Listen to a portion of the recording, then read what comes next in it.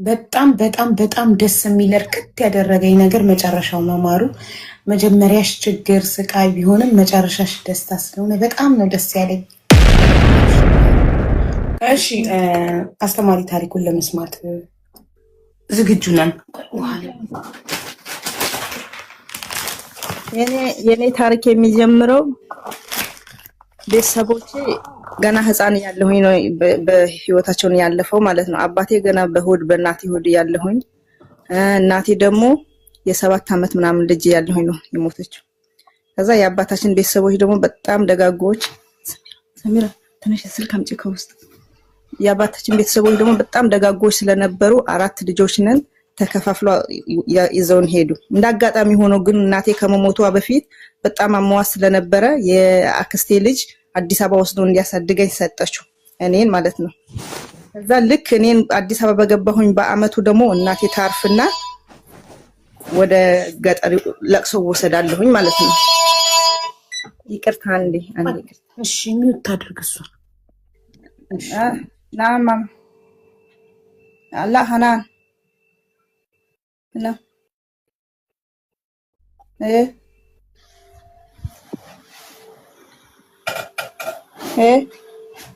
انزين بصالون هنا فيصل جنبنا فيصلين لا صالون وإلي ሚውት አድርጊ እንጂ ማሪ ሚስጥርሽን ሚውት አድርጌላታለሁ። እኔማ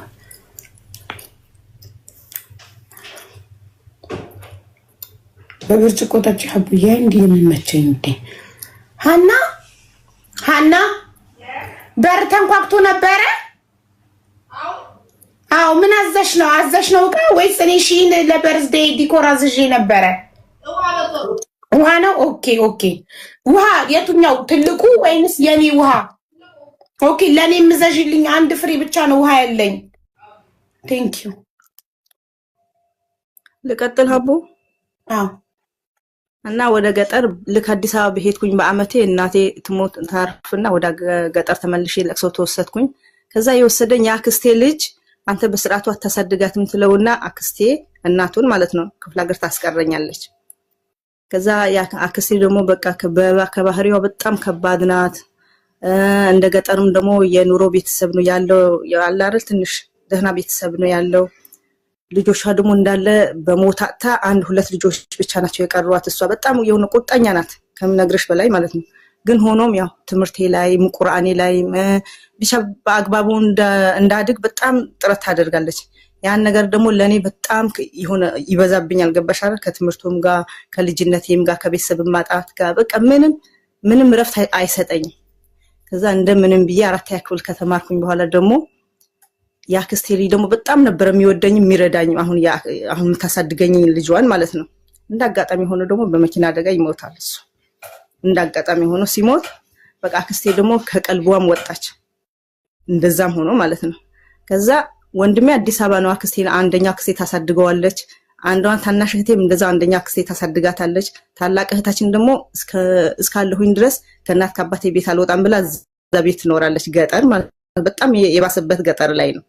ከዛ እንደዛም ያልኩኝ ስኖር ልክ 5ኛ ክፍል ከገባሁኝ በኋላ በቃ የመጨረሻ መረረኝ። ልጅ ነኝ፣ ቢያንስ ለ7 ለ8 ከብቶች ሳር አጭዳለሁ። ቆጮ ምን የገጠር ኑሮ እንዳለ በእግራችን ረጅም ባይሆንም በቃ ቢያንስ ከ35 ደቂቃ በላይ መንገድ ተጉዤ ነው የምማረው።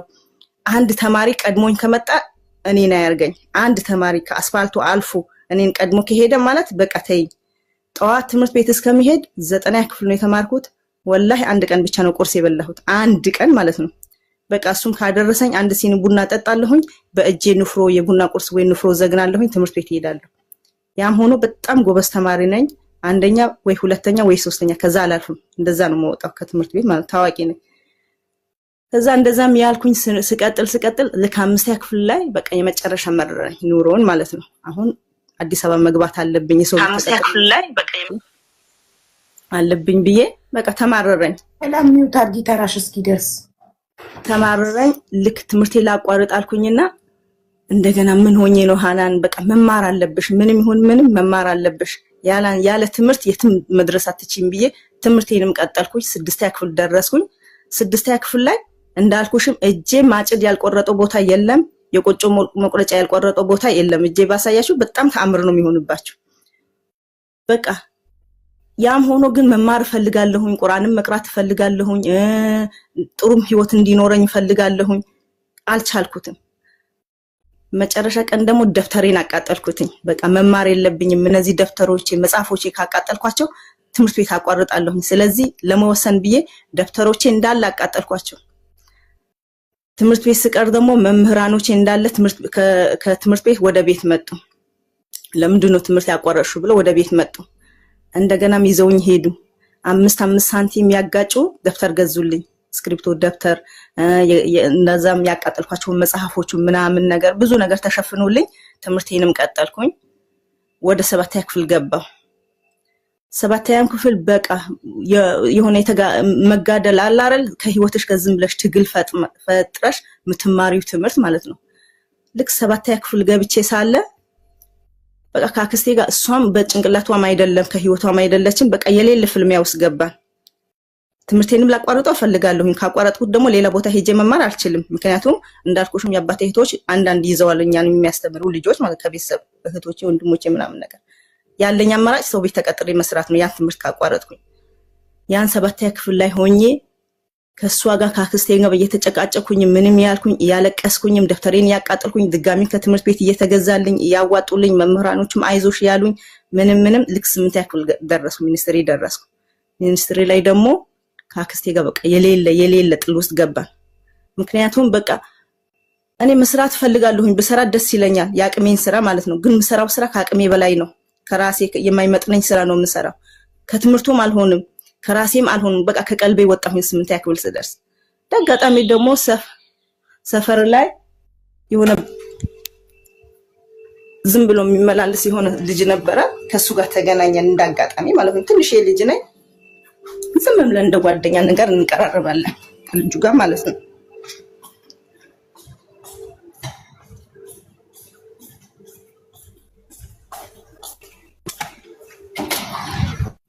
نعم وعليكم السلام. الدور حق معدل. ايه شنو فيه؟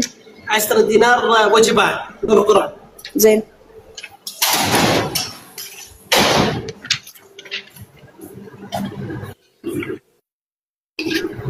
እሺ ማነው ያው ላውራ ያለው ይሄ ሙራህማ የሚትነቀል ማነው እኮ ሚውት ነሽ እኮ ሚውትሽን አንሺያ መጀመሪያ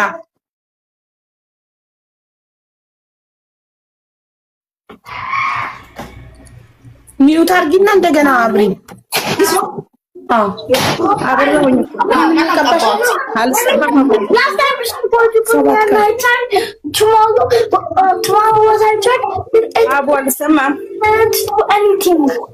ቋንዲ በጣም አጣደፈችን እንትና ታውራ እንዲ አረንጓዴ ቀይ ቢጫ አረንጓዴ በጣም ስለቸኮለች ግብግብ አረገችን። አንዴ ታውራ ማሪ አላስቀምጣለች እኮ አንቺ ሚውት አርጊና እንጠብቃት ታውራና ከዛ አንቺ ትቀጥያለሽ።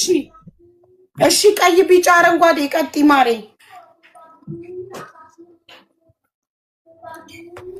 ምን ጉድ ነው? አውሪ ስትባል ሚውት ታረጋለች። ምንድን ነው የሚሻለው?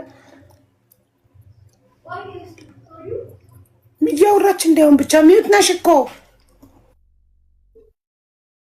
No, Come, mommy. Give me your hand. it didn't work. Because yesterday was I check, and then tomorrow was I check, it didn't do anything. See? It will go, not by one time. When you apply for 1 week, it will go. Okay, don't scratch it. If you feel itchy, control yourself. Okay, mama, don't touch it. Okay. Now when you change your uniform, slowly. Okay? ምን ይሻላል? በቃ ወደ ታሪካችን እንመለስ። እሷ ኔትወርክ ሲኖራት ትምጣ። ደረቀን እኮ ከሷ ጋር። እሺ ኡሙ ረህመት ደግሞ ባንዲራችን ታስተካክል ብያት ነበር። ጭራሽ ምን አርጋ መጣች? ሌላ ባንዲራ ከጎን አርጋ ያኛው እንደ ተዘበራረቀ ሳትደልተው። ሀና can you please close the door? The kids say leave the door open. Thank you. I want to order. I want to write the name in the talabat. Yes. ረህማ አቤት ልቀጥል። ቀጥይ ውዴ። ከዛ 8ኛ ክፍል ላይ ስደርስ ደግሞ ከአክስቴ ጋር የሌለ በቃ እንትናልን።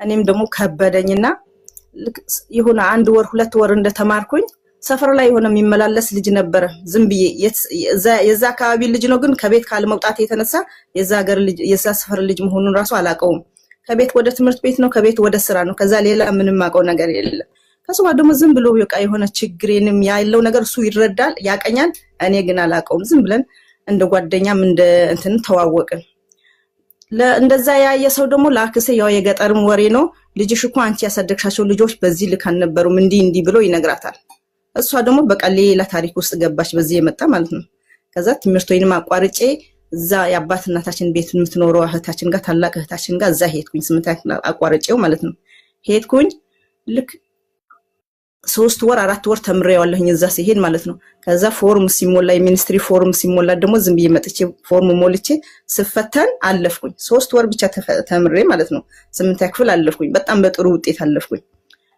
ከዛም በኋላ ደግሞ በቃ ማቋረጥ አለብኝ በዚህ ከዚህ የበለጠ መከራተት የለብኝም ብዬ ወደ አዲስ አበባ ገባሁኝ እነዛ እህትና ወንድሜን የምታሳድገው አክስቴ ጋር ገባ ማለት ነው አዲስ አበባ እዛ ሲሄድ ደግሞ በቃ አረብ ሀገር መጀመር አለብሽ ምናምን ብሎ ተከራዮቹ ምንም አረብ ሀገር መጀመር አለብሽ ብሎ አነሳሱኝ በጣም ትንሽ ልጅ ነኝ የ8 ክፍል ተማሪ ነኝ ምንም ስለገጠር ኑሮ እንጂ አይደለም ስለ አረብ ሀገር ስለ ከተማም ኑሮ ምንም በቅጡ አላውቅም በጣም ትንሽ ልጅ ነኝ ከዛ ትልቅ ያባያ አልብሰውኝ ከፍ ያለ ጫማ አርገውልኝ ምናምን ነገር ፎቶ ተነስቼ ፓስፖርት አውጥተውልኝ ወደ ባህሬን ጀመርኩኝ ይሄን ነገር ማለት ነው ወደ ባህሬን ጀምሬ ሳይመጣልኝ ቀረ ቢያንስ ወደ ከ3 ወር እስከ 4 ወር ድረስ ምንም እንትን አልመጣም የትምህርት ጊዜ ደግሞ ደረሰ ሲደርስ ደግሞ 9 ክፍል አልፈሻል ሚኒስትሪ መጥቶልሻል ሲሉኝ እንደገናም ተከራይቼ የምተማርኩበት ትምህርት ቤት ላይ ትንሽ የከተማ ነገር ናት ልብስም ያጠብኩኝ የተለያየ ነገር የሚያደርኩኝ ይሄን ትምህርት መቀጠል አለብኝ ብዬ ወደ ገጠር ተመለስኩ ከዛ በ40 ብር በትንሽ የ40 ብር ቤት ተከራይቼ ምናምን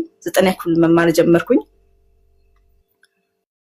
በስንተኛ ልክ ያ ሁሉ ድካም እንትን ብዬ ትምህርቱን ጀምሬ መማር ሲጀምር ደግሞ ቪዛዬ መጣ ከዛ ማለት ነው ከባህሬን ቪዛሽ መጥቷል ተብዬ ወደ አዲስ አበባ ሄድኩኝ እንደገና ከዛ ከብድርም ከዛም ከዚህም ብሎ ወደ አረብ ሀገር ሸኘኝ ወንድሜንም አክስቴንም ቢያንስ በቃ አላረ ቤተሰብ የሆነ ሰው ወደዛ ሸኘኝ ወደ ባህሬን ከዛ ባህሬን ደግሞ የወሰደኝ ሰውየው ስፖንሰር ያልፈልጋት ማለት ምክንያቱም ስትታይና በአካልና በፎቶ ምንም አንድ አይደለችም እኔ እቺ ልጅን ባሰራት ኃጢያት ይሆንብኛል እኔ ብሬም አልፈልግም ምንም ነገር አልፈልግም ወደ እናት አባቶቿ ቤት መልሷት ይልና አልፈልግም ይላል ባህሬን ላይ ማለት ነው ከዛ 1 ወር ከ28 ቀን ቢሮ ሁሉም የሚመጡ ሰዎች በሙሉ አልፈልግም ያሉ ይመልሱኛል እቺ ልጅ ናት በቃ መስራት አትችልም ያሉ እኔ ግን በደንብ መስራት እችላለሁ ምክንያቱም ገጠር ነው ያደኩት ብዙ የጉልበት ስራ ስልቻለሁ መስራት እችላለሁ ግን እነሱ አትሰራም ያሉ ይመልሱኛል ከዛ አንዱ መጥቶ በቃ እናቴን ብቻ ታጫውትልኛለች ብሎ ይዞኝ ሄድና ኢትዮጵያ 600 ብር ይከፍለኛል ትንሽ የብር ማለት ነው ወደ 30 ምናምን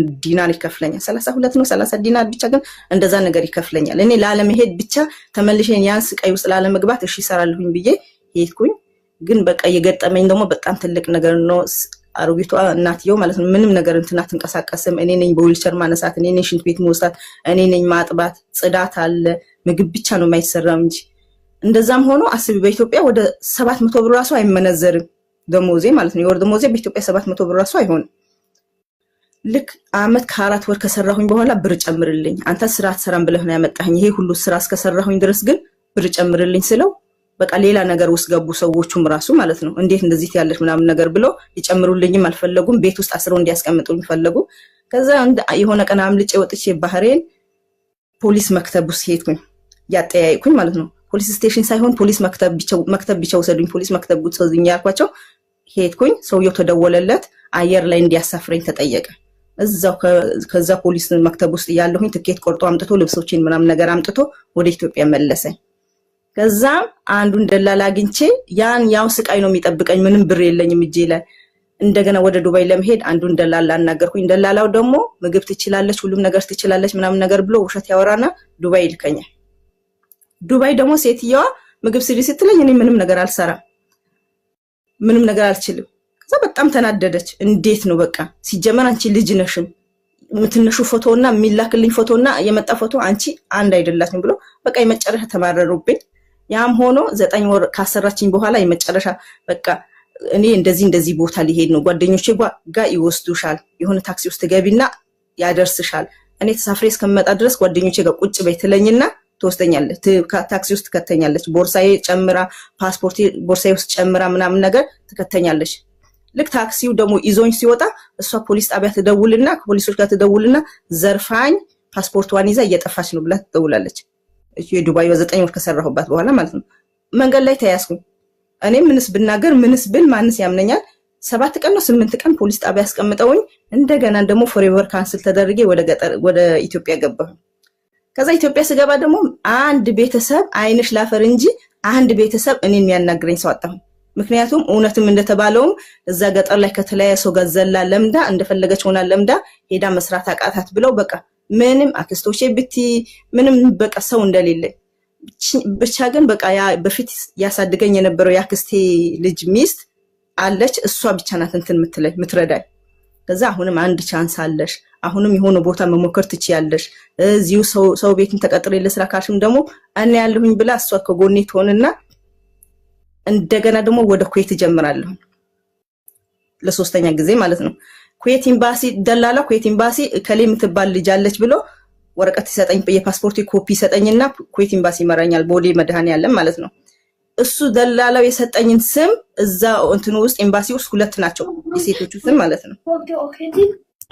ከዛ እንዳጋጣሚ ደግሞ እሱ ያለኝ ደላላ ጋር ሳይሆን የገባሁት ሌላኛው ልጅ ጋር ገባሁኝ እንደ አጋጣሚ ሆኖ ማለት ነው። እዛ ውስጥ ደግሞ አጋጣሚ ሆኖ አረብ አገኘሁ፣ አንድ አረብ አገኘሁ። ከዛ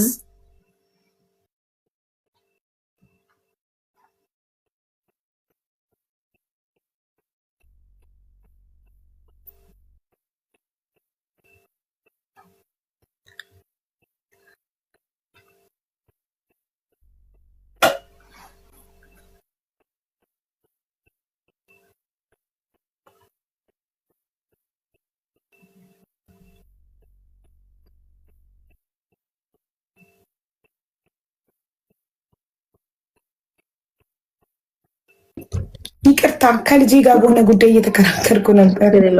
ከዛ ኩዌት ኤምባሲ ውስጥ ገባ። ደላላው ፓስፖርት ኮፒ አስይዘው ነው ከሌ የምትባል ልጅ አለች ብሎ ላከኝ።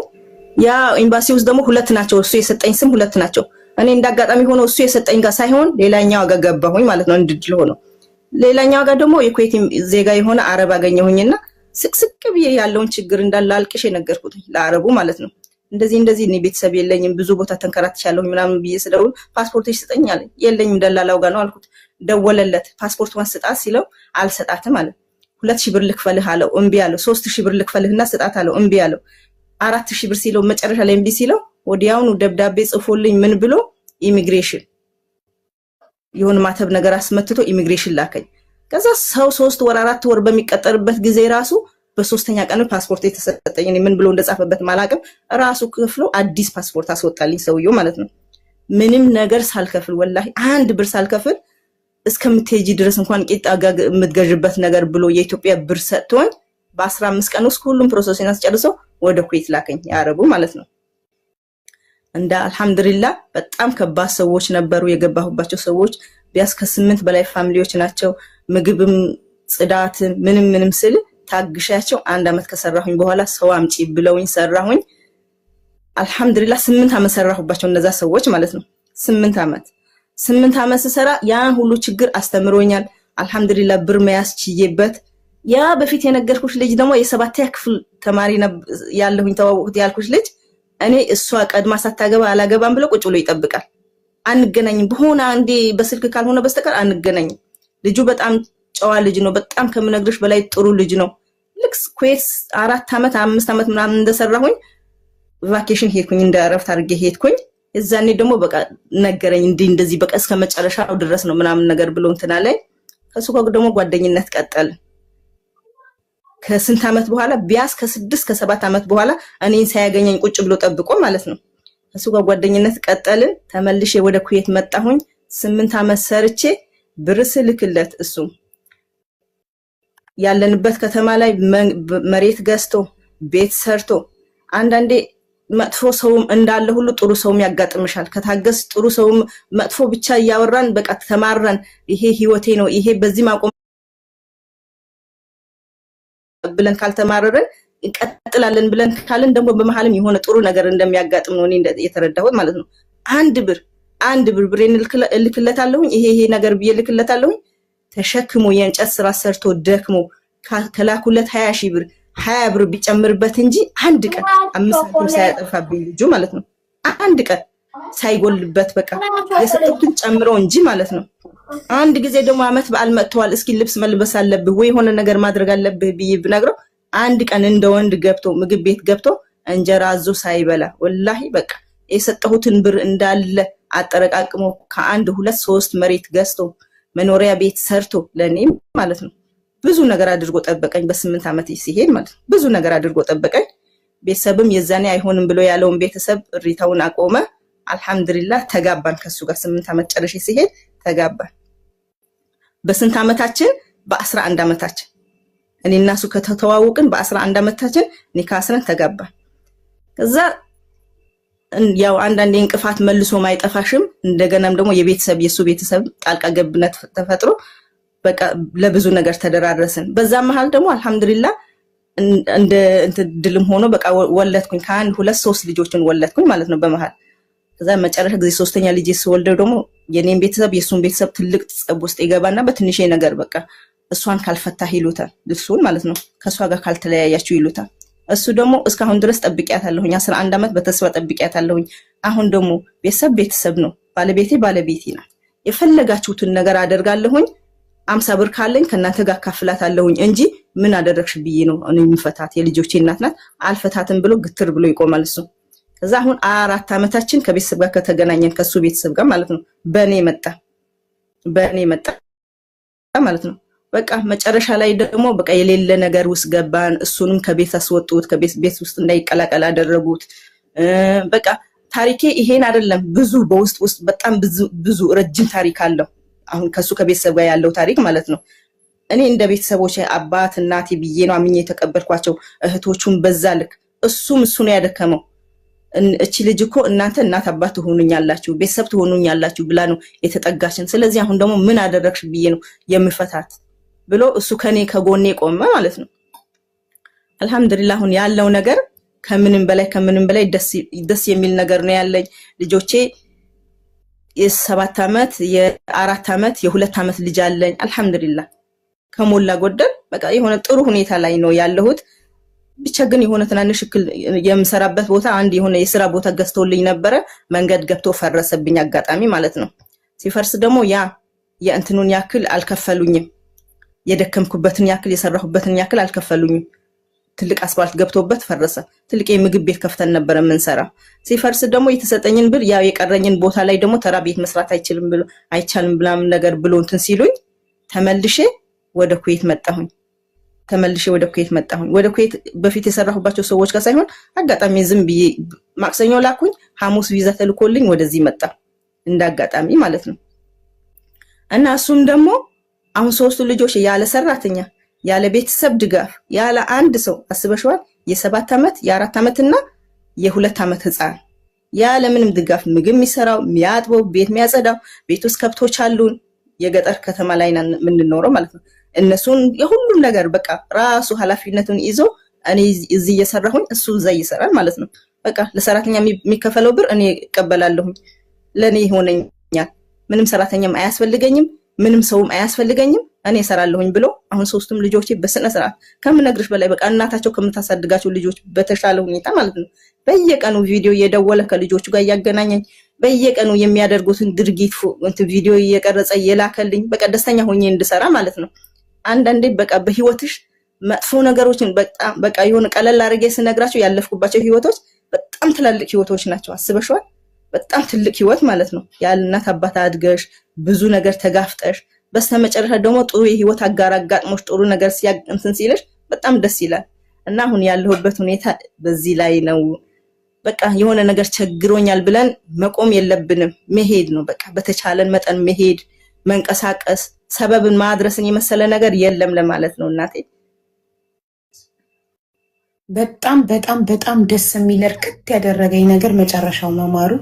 መጀመሪያሽ ችግር ስቃይ ቢሆንም መጨረሻሽ ደስታ ስለሆነ በጣም ነው ደስ ያለኝ። አረ እኔም በጣም አሁን ያለሁባቸው ሰዎች ራሱ ከምነግርሽ በላይ በቃ ሴትየዋ የራሷን ከቁም ሳጥን ልብስ አውጥቼ ብለብስ ምንም አይመስላት። ከፍሪጅ እኔ መሰለኝን ምግብ ሰርቼ ብበላ ምንም የማይመስላት አሁን ያለሁበት ሴትየዋ ማለት ነው። የእንግዳ ቤት ነው፣ የእናት የአባት ቤት ነው። በቃ የለበሰችውን ነው የምንለብሰው።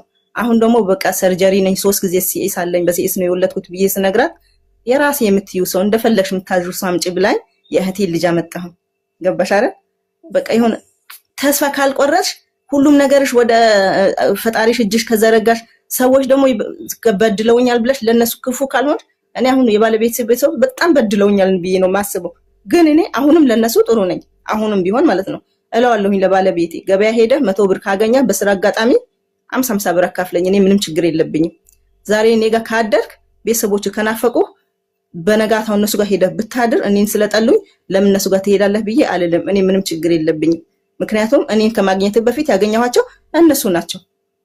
አሁንም ለነሱ ደግ ብትሆን እኔ የሆነ ቦታ አላህ ይከፍለኛል ብዬ ነው ማምና አሁንም ቢሆን ማለት ነው። ጎበዝ ሚስት ነሽ፣ ጀግና ሚስት ነሽ እና በጣም ጀግና ባል ነው ያለሽ፣ ጎበዝ ባል ነው ያለሽ እና ፈጣሪ ይስጠው፣ እድሜ ይስጥልሽ ባልሽን። አሜን አሜን። እናቴ እርፍ የሚያደርግ በጣም የሚረዳሽ መልካም ባል ስላለሽ በጣም ደስ ብሎናል። እኔም በጣም ደስ ብሎኛል እና ሁሌም በቃ ሳይሽ ሁሌ ታሪኬ እነግርሻለሁኝ።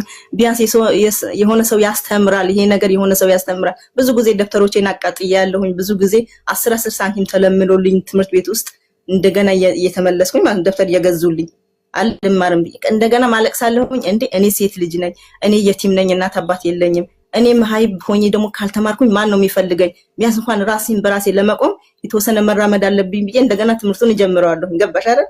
እንደገናም ደግሞ ቁርአን መቅራት እፈልጋለሁ። ቁርአን ቤት ደግሞ ሁሌ ግ ተብዬ ነው መጻፈው ስሜ አጠገብ ማለት ነው። ምክንያቱም ግማሽ ቀን ነው የቀራችሁ በሚል ማለት ግ በቃ ስሜ ሃናን ረዲ ተብሎ ሲጠራ ግ ነው የሚባለው ማለት ነው። ግማሽ ቀን አረፍዳለሁኝ፣ ከብቶች አልባለሁኝ፣ በቃ ወተት አልባለሁ በትንሽ እድሜ ማለት ነው። የስምንተኛ ክፍል ተማሪ ማለት ትንሽ ልጅ ነኝ። ሁሉም ነገር እሰራለሁኝ። ያም ሆኖ ግን 30 ጁዝ ከአንዴ 2-3 አክትሜ ያለሁኝ። እንደዛም ሆኖ ማለት ነው ሙሉ ጊዜ ከሚቀሩ ልጆች በተሻለ ሁኔታ ነበር የምቀራው ማለት ነው። መቆም የለብንም በቃ ምንም ነገር ይሁን ምንም ነገር ሳንቆም ይሁን ቀና አሳካዋለሁኝ ብለን ካደረግን የማይሆን ነገር የለም ብዬ ነው ማምነው። በጣም ጎበዝ ነሽ። ትክክል። ያንቺ ታሪክ ምን ያስተምራል? ዛሬ ላይ ችግር ላይ ነኝ ብሎ ተስፋ አለመቁረጥ፣ ችግር እንደሚያልፍ የተሻለ ህይወት እንደሚመጣ ማሳያ ነሽ እና በጣም ደስ ይላል። መጨረሻው ስላማረ ደስ ብሎኛል እኔ። እሺ እናት ያው አላህ ረጅም እድሜ ይስጥሽ፣ ለተቸገሩት እንደምትረጅም ፈጣሪ በጭንቅ ጊዜሽም ይርዳሽ ብዬ ነው የምልሽ። አብዬ አመሰግናለሁ። ሌሎችን አስቀር እንኳን መጨረሻሽ አማረ የኔ ውድ እና አትቆይ ግን ግቢ ለልጆችሽና ለባልሽ። እሄዳለሁ። ያው እንትን የፈረሰው ቦታ ብቻ አሰርቼ አላህ ካለ የፈረሰውን ቦታን ብቻ ለስራ ቦታ እንዲሆነኝ እሱን አሰርቼ ትንሽ የብር ከያዝኩ እንዳይደክመው ብቻውን ብዙ አትቆይ። እሺ እናቴ። እሺ እናት ይመችሽ። እሺ ማሪ ሰላም ሁኚ። እሺ ዚያዳ ሜምበርሽን አድሽ። ዚያዳ ከስሜ ጎን ያለው ልብ ቅርጽ ንኪው። ኤክስፓየርድ አድርጓል ሜምበርሽ ዚያዳ። እናንተ እዚህ ጋር ምን ማታ በጣም የሚተኝች ምንም ማሳጅ ማድረጊያ ነበረኝ። ማሳጅ ላድርገው እንዴ? እዚህ ጋር ማሳጅ በጣም የሚተኝች ነው መሰለኝ። ቴንኪው ዚያዳ። ሁላችሁም ከስሜ ጎን ያለው ልብ ቅርጽ እየነካችሁ ደስ አይልም? ታሪኳ መጨረሻው መጀመሪያዋ ከልጅነቷ ጀምሮ ተንከራታ ስቃይ አሳልፋ ምን ብላ መጨረሻ ላይ ግን ደስ ይላል። የተባረከ ባል ስለሰጣት በትዳሯ በጣም ደስተኛ ስለሆነች በጣም ደስ ብሎናል። እሺ ሳዱ